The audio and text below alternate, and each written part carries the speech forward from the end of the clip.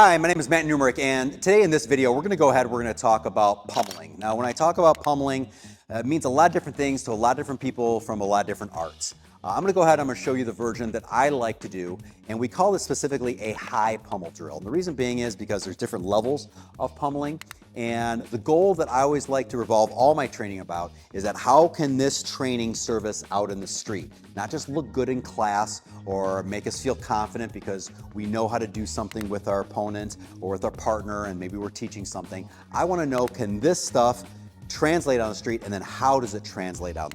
Pummeling is important because it's a close quarter drill where if I have Justin out here, we're going to go ahead, we're going to start from this position right here. Now, why am I even starting from this position? This is the tie-up position. This is, a lot of people call this just a reference point. This is a position where you're going to find most street fights will go to.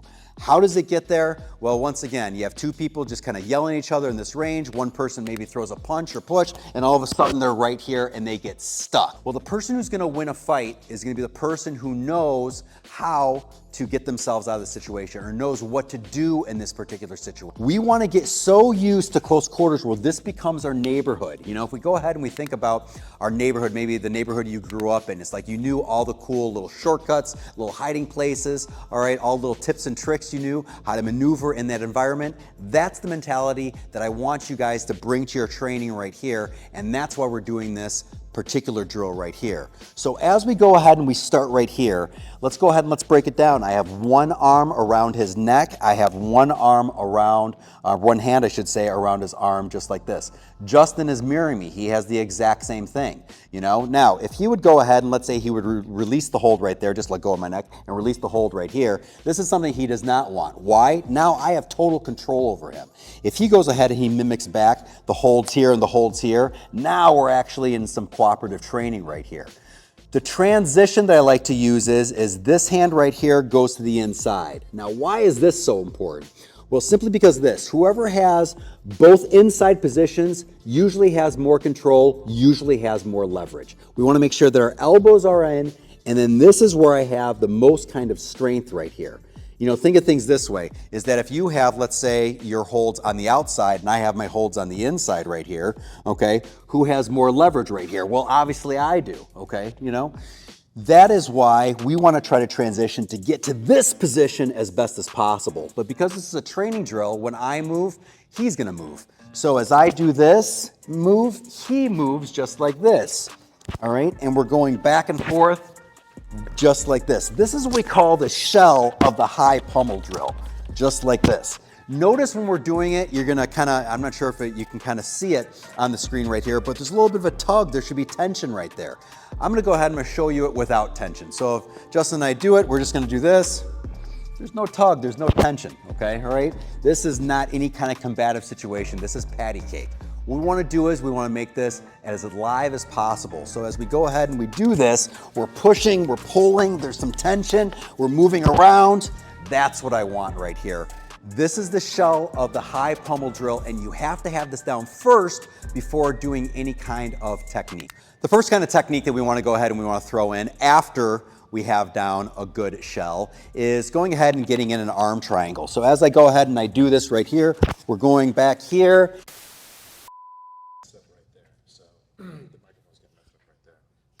So when we do the arm triangle, we want to make sure, just like all the techniques within the pummel drill, we're doing them off of movement. So as we go here, we transition here. This hand goes from this position to this position. I go ahead and push up, go under the arm, and this what leads me to my choke. I grab my own bicep, pinch my elbows together, and squeeze, and that is your chokehold or your triangle choke. We call it an arm triangle. So let's take a look at this again. As we go through here, good, just like this, and then I squeeze. Let's go from this position, so you can see it from this angle.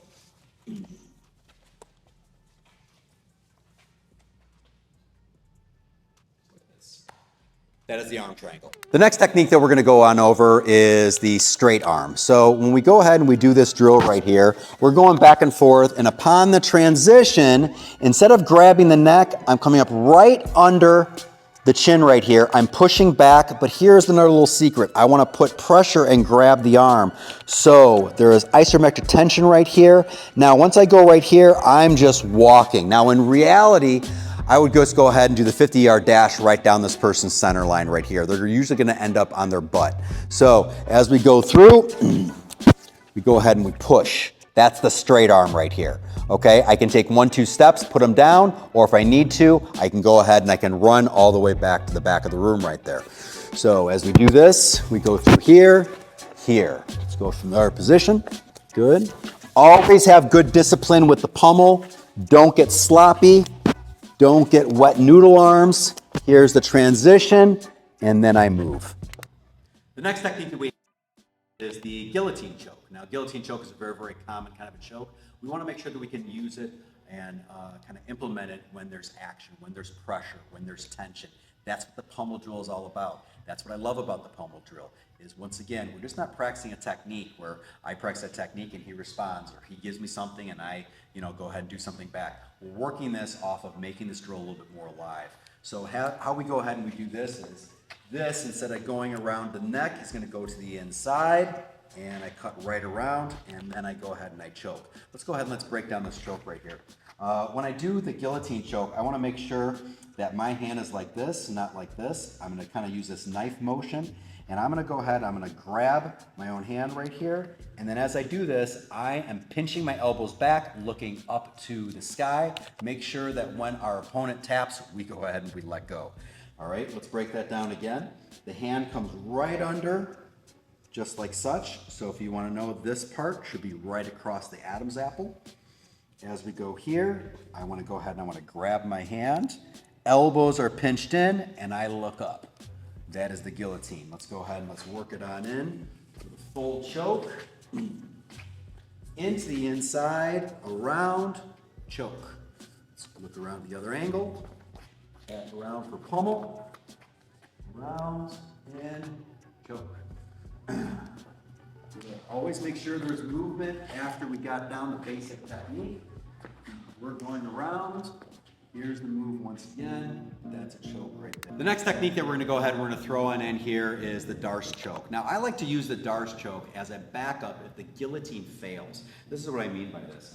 If I go ahead, let's say, and I try the guillotine, but this person kind of maybe grabs this arm or something like this, I can go ahead and I can abandon and throw this arm through and then right around to this choke. Once I go ahead and I do this, I do the exact same thing where I hip in, okay? That hip in will help increase the pressure right here. So I'm just not using my arms. I go ahead and I get my hips under as I squeeze.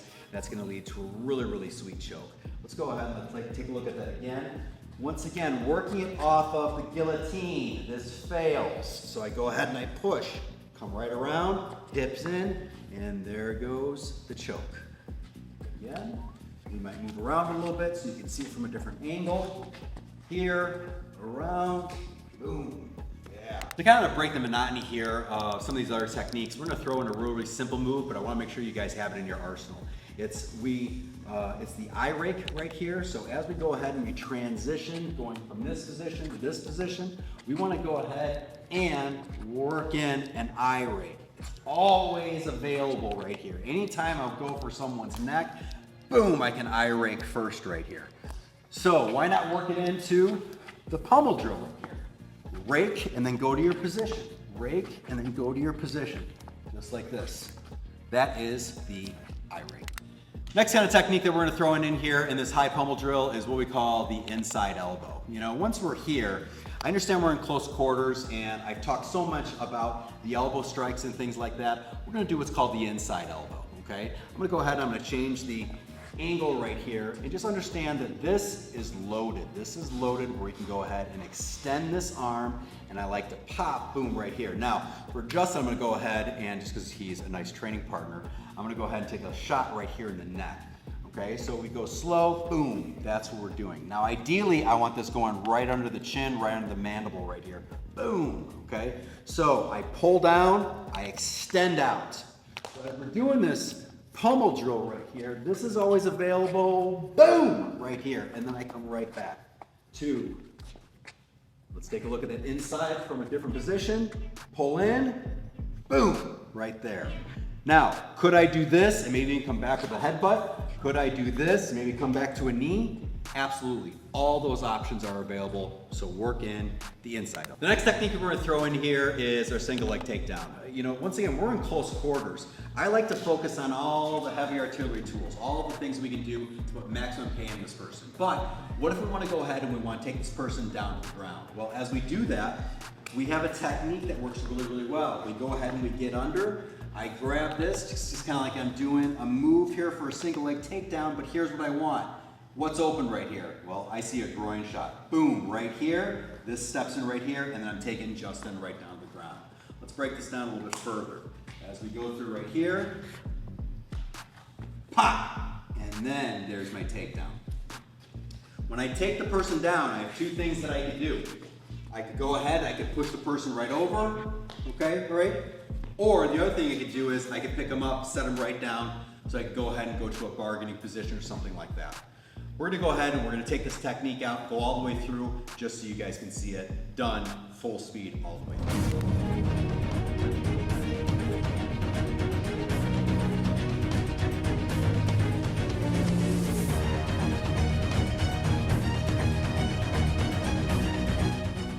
The last thing that I want to do as we tie up this video right here is for you to go ahead and practice this from an isolated, stationary standpoint and just practice the move or a move once or twice and think we have down the move.